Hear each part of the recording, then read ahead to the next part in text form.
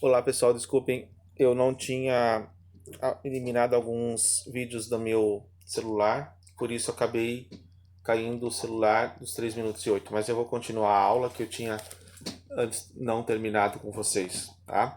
Então eu estava falando do Newton, né, que ele publicou a sua obra chamada Princípios Matemáticos da Filosofia Natural, e de acordo com os relatos não comprovados, Newton teria intuído a ideia da força da atração de todos os corpos do universo, ao colaborar a queda de uma maçã, como eu tinha falado para vocês.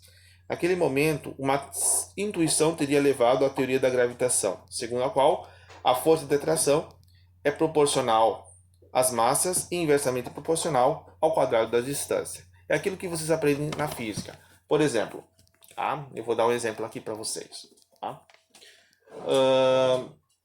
Um corpo maior, como essa ficha aqui, pode atrair, digamos, um corpo menor, né?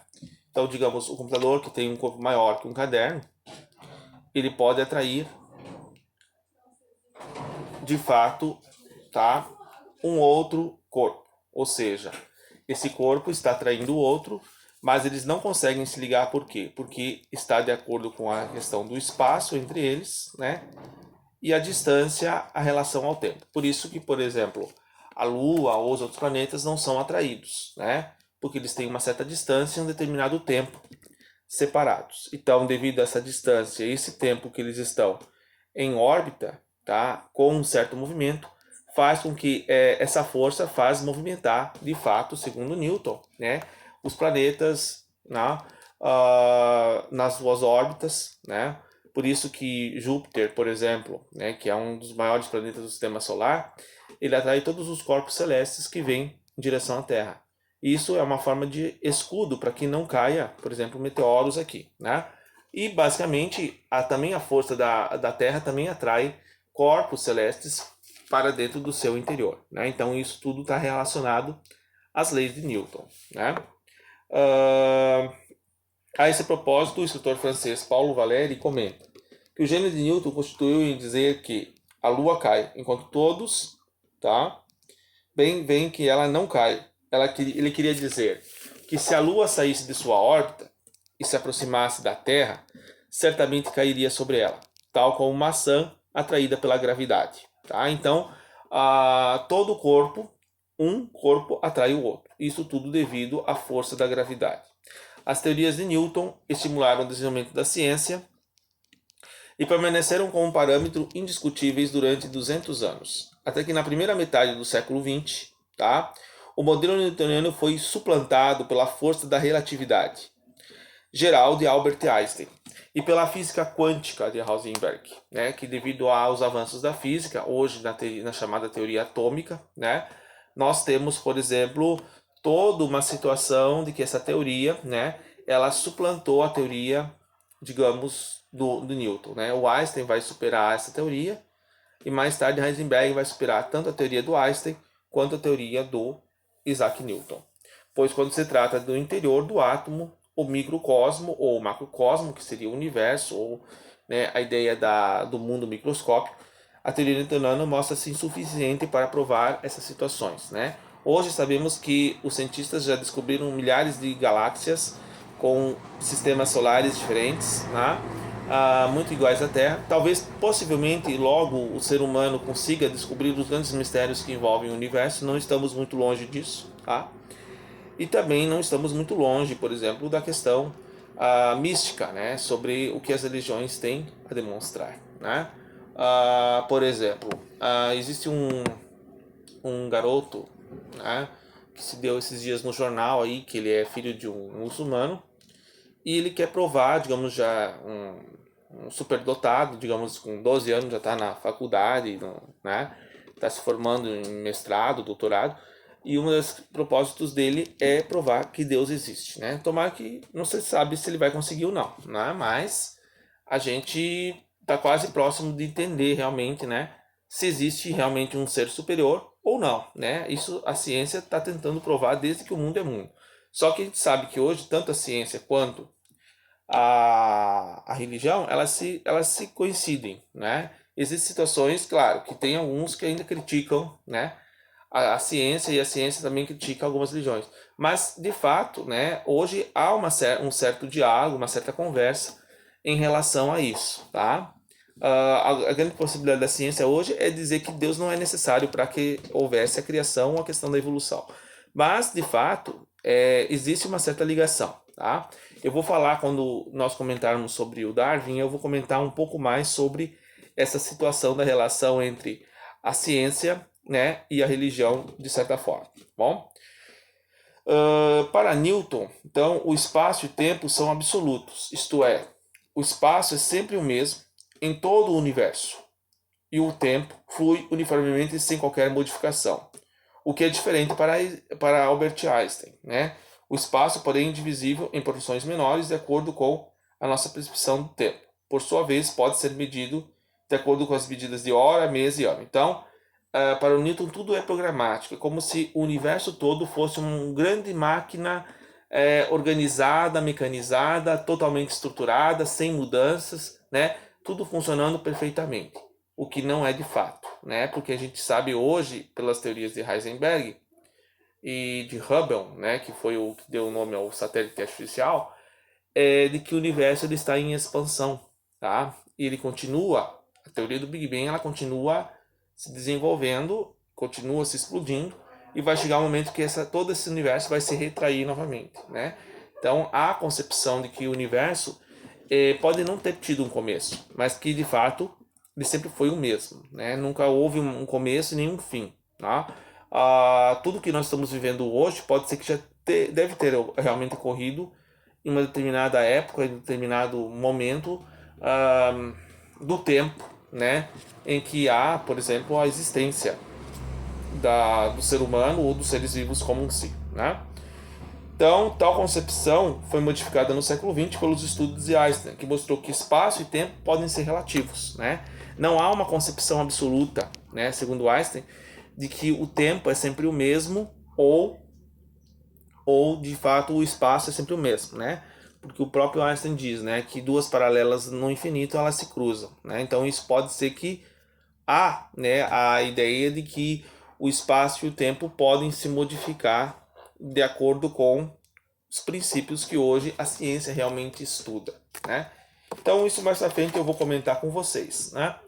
Decorrente também do pensamento de Newton, a concepção do mundo, né, como uma grande máquina, como eu falei, cujas partes podem ser consideradas através da observação e da experimentação. Esse mundo, esse grande mecanismo, por sua vez, é obra de um ser inteligente, segundo Newton, né? Ele acreditava que existia uma força superior que regia todo esse sistema, né? Do qual nós temos a concepção que pode ser um ser superior, na qual nós colocamos como sendo Deus, né? Para muitos aqui que são religiosos ou não, há essa concepção no mundo hoje, né, de que existe um criador que criou tudo, e outros acreditam que não há um ser criador, que a natureza pode ser, de certa forma, ter sido um acidente, né, inconveniente da própria evolução. Para Newton, não podemos conhecer Deus, porque só nós é possível conhecer através de nossos sentidos, né? Então aí nós temos uma questão científica. Aí é o mesmo conceito de Kant, né? Nós não podemos conhecer Deus, nós só podemos pensar nele. Conhecer de fato jamais. O conhecer em si é o conhecer o objeto, né? Nós não sabemos como Deus é, então nós não temos como conhecê-lo. É a mesma coisa que fala, né? O próprio Kant. Nós não podemos provar a temperatura do Sol, porque se nós chegar muito perto do Sol, nós vamos torrar. Então, de fato, a gente só pode pensar como é a temperatura do Sol, mas jamais provar ela, né? Não saberemos como provar isso, tá? Portanto, sobre Deus só é possível afirmar a sua existência a partir de uma ordem presente do universo. Se o universo se apresenta assim, a gente pode ter a concepção de que há um ser, né, que cria tudo isso. Ou não, que de certa forma isso tudo é uma força propriamente se autocriada, né? Então há uma série de concepções sobre isso, né? Então isso envolve especulação filosófica, especulação científica, especulação teológica, né? Então tudo isso é um conceito, né? Que há de ser estudado e pode ser refutado à medida do possível, né? Então as teorias de Newton, né? Elas foram importantes para que o ser humano pudesse, por exemplo, hoje explorar o espaço, né, como está se explorando.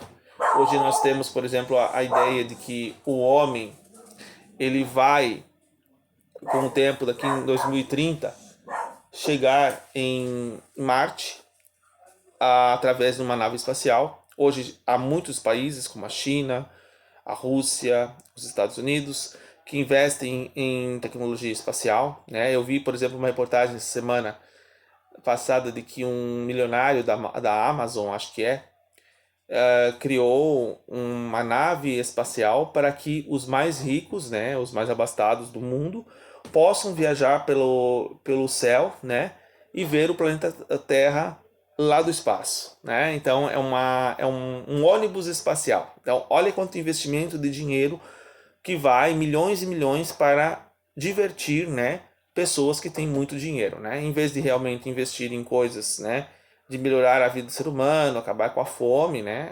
É muita extravagância num certo sentido. Mas, né, não podemos, né, resolver todos os problemas do mundo. A gente tem que tentar fazer com que a ciência contribua, né, para melhorar a vida do ser humano. Um exemplo é criar uma vacina para essa doença, né, que vai demorar muito tempo.